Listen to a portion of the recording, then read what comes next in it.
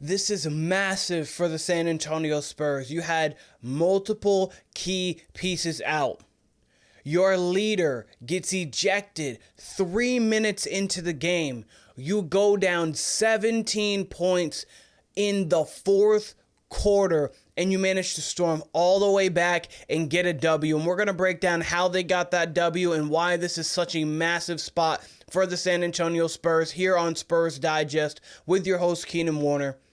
And we appreciate all of you guys here at Spurs Digest, me, Brian, Josh, the whole Digest team. If you guys haven't yet, take a spur of the moment to get every Spurs moment by hitting that subscribe button moving forward so you don't miss all the daily Spurs content that we have coming for you here. But the Spurs, a big 118-116 win. We're going to break down this whole game, why it was important, and why this was actually a pretty fun game to watch. I enjoyed watching this front to back. But the Spurs pull out the 2-point win thanks to 2 late free throws from Victor Wembanyama. First quarter. The Spurs in the first quarter, they played a little bit. They showed everything of what they were in the first quarter, in my personal opinion. So you had Victor Wembanyama. I thought he played marvelous in the first quarter. He had 7 points, he had 2 rebounds, he had an assist, had that lob to Sochan. He was playing under control, wasn't searching for the three. He was getting it in the high post and attacking, utilizing his size and his athleticism to get to the basket and get to his spots. I love the way he played. He hit a 3 late, but that 3 was off of pick and pop, and he was able to just step into it and let it go. It wasn't him 3 hunting rather than him actually getting a 3 to come to him, and I love that, especially for a guy who early on in the season was starting to 3 hunt, and then obviously since the anonymous comment, he looks tired. No, he has looked anything but tired since that moment. He's been on a heater. But I love it when his threes aren't being forced and they aren't what I like to call 2K shots. And 2K shots are something we saw a little bit in the second quarter. But 2K shots more for me are like shots where the first opportunity you get them, like when you're playing 2K, you come off the screen and you don't really work the ball around all that much because you're playing a video game. You kind of just are shooting your 2K shot. The first shot you get, you take it. And yes, Wemby could be open from 28, but it could be out of rhythm. It could be with 18 left on the play clock. And shot clock, actually, I should say. But it's just shots that are there, but they don't need to be there, and you can work for a better one. And the Spurs have the ability to work for better ones, and you see that throughout. I also didn't like the Spurs will jog up the court sometimes, and they'll get across half court with 16 left, so then they really have 12 seconds to get, or really 8 seconds to get within their offense, because once you get to that 8 spot, a lot of teams start to kind of panic, like, okay, now it's my turn to go one-on-one, and you don't really get a great possession out of it. When you can get over in 20, or when the Spurs are getting in transition, they get in the fast break, the 4-on-3s, where they have plus numbers on the offensive side of the court, that's when the Spurs are at their best. You saw a little bit of that in the first quarter, and I also want to shout out Charles Bassey. Wemby came out with the 6-minute mark. I actually don't always love when he comes out at that mark. I know that's how their substitution pattern is. He comes out with the 6-minute mark, comes back at the 3-2, and kind of ends the first quarter, starts the second, kind of goes in between there. They play him in about 6-minute increments, sit him out for about 3 to 4, depending on the time and depending on the point of the game. But I loved how Charles Bassey played, and this is for credence to all the people who are like, Zach Collins needs to go. Zach Collins needs to go. We have better players off the bench. You saw Mamu, he was playing with energy and hustle, and then you have Charles Bassey, who was playing legitimately well throughout that entire game. So the first quarter, that was there, but they also had 7 turnovers, so they were turning the ball over a little bit crazy. Chris Paul, again, ejected with 9 minutes left. I think that the first tee I get. The second one, unless he said something egregious, it didn't look like he did anything that was like warranting, you need to get this man out of here. He is a risk to the game, kind of get him out. Like, they just threw him out instantly, and it was like, okay, alrighty, if you want to do that, sure. But, I mean, I don't know what was said, so I don't know how egregious what was said or what was going on. Second quarter was sloppy. Second quarter was truly sloppy. We saw a lot of missed shots. It was getting to the basket. You could think there were some fouls there. There might have been. I know the Spurs were not playing through contact. They were playing with contact. And in a lot of those cases and scenarios, even though there were fouls, I remember Mama went to the basket, he got hit, and multiple times they got hit. You got to play through that contact, and you've got to actually look to score, because sometimes when you have that contact, you kind of just look to get fouled, and that's playing with contact, like you're just allowing the contact to be there. You have to play through it and then hope the foul is called on the refs, because it's not your job. Your job is to score. The ref's job is to call the foul. If the refs aren't doing their job, you still have to do your job regardless. So I thought early on in that quarter, things weren't really flowing well. Vassell had a nice second quarter. Then the third quarter, I don't think the Spurs played like horrendous. Jeremy Grant went 6 of 7 from 3. The team as a whole went 8 of 10 from 3, and they got scorching hot. I think that obviously there were some lapses in defensive presence. I think there were some times where the Spurs weren't as deliberate defensively as they needed to be, and trying to get... And there were a couple easy shots where you're like, okay, when you're on a run, you can't have those. But, I mean, when a team's hot, You can't really do too much about that. And they ended up going down 8 going into the fourth quarter. They ended up getting down all the way to going down 17. And 2 very, very key runs to this entire game. The first one was in the first quarter. Chris Paul goes out. It gets to 5-12.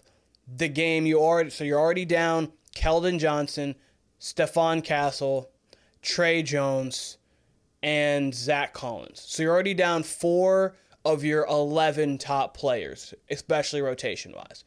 Then now you're out Chris Paul. So you're out Tre Jones, Chris Paul, and Stephon Castle. You're out all your 3 main point guards.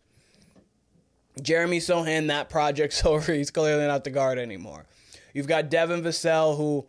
he can play point and he can bring up the ball and kind of orchestrate things, but really it kind of ran through Wemby for the remainder of that game when he was in. He ended with 28 points, 7 rebounds, and 7 assists, showcasing what he can do truly on all aspects of the game. Obviously, you had Blake Wesley and Malachi Branham coming in to spell some minutes at the guard position, but they're not true point guards like that. So the game could have easily flipped there. It could have easily went downhill, flipped on its head, and things could have went down. But the Spurs go on a 25-8 run from that 9-minute mark to the 1-minute mark there in the first quarter. They get up 10. They ended up winning the quarter by 8. And then in the fourth quarter, they're down 17 at the 8:30 mark, and they go on a 21-4 run to tie the game at 109 apiece off of a Jeremy Sochan free throw. And from that point, it's back and forth. You've got Jeremy Grant making buckets. You got Devin Vassell making the shot from the wing, which is a beautiful shot. Grant getting again to the basket, and then you've got Wemby getting fouled. And I loved that last possession. I loved it. Loved it. It wasn't get the ball on the outside, and you're not Kevin Durant. I understand you have some Kevin Durant-like skills at a 7'4", 7'5", 7'6", whatever you want to call 7 huge guy in Wemby. But you're not Kevin Durant. You are not him. He is shorter than you, but he's more fluid in his motions. He's a true guard in a big body. You are a big with guard-like skills. Those are 2 separate things. Anthony Davis is a big with guard-like skills, but Kevin Durant's truly just a guard in a big body. Like the way he handles, like it's truly point guard-esque. But get it high post, attack from there. From 15 and in, you are lethal. No one's going to block your shot, and all he had to do was foul you. They didn't even really argue the foul because he knew he got you. It's like, man, we got him. You make your free throws because you're a very good free throw shooter, and you win the game. And being down 17 in the fourth quarter, you don't have your horses. You don't have your main leader of Chris Paul on the floor. You don't have your young gun in Stephon Castle who just has boundless amounts of energy. You don't have a guy in Keldon Johnson who can provide scoring punch off the bench. You don't have a calming presence in Tre Jones there. And then you don't have another big in Zach Collins there. And what happens? Julian Champagne's hitting threes. Blake Wesley's making plays. Devin Vassell is making plays. Jeremy Sochan's making plays and Victor Wembanyama are making plays, and they lock down defensively, showing you why they can produce at a high level, especially when the whole group is there, and they didn't even have, obviously, nearly the whole group today. The thing about it that I love, I understand it's the Portland Trailblazers, and the Portland Trailblazers, they are a very young team. Chauncey Billups is trying to do the best job he can. Anthony Simons, Scoot Henderson, Jeremy Grant, the list goes on with others. Like, I understand that it's the Portland Trailblazers, and this isn't like a huge win on the road against the Oklahoma City Thunder. But what this is a win where if you're down 17 to any NBA team, these are NBA players, these are guys who get paid, these are guys who are professional scorers, professional defenders, professional athletes, and they're professionals for a reason. These are guys who could contribute on another team. They are just a young team. In a few years, this Portland Trailblazers team, if they get the right couple pieces around them to add to, could actually be something that's a formidable opponent in the Western Conference. Right now, they're obviously in a rebuild. But they're still a professional basketball team. They don't have 0 wins on the year. And you being down 17 with 8 minutes left, and you being able to lock in and show your grit, your hunger, your strength, and what you want for this roster is massive, because that is showing that you guys have the fight and the will that hasn't been there in years past lately. Normally those are the games that you lose. And that's the those games right there, and that's been the difference from the Spurs being a 6 and they've played 25 games. So let's say an 8-22, 8-19 team, 18, whatever the math would be there, and 13-12.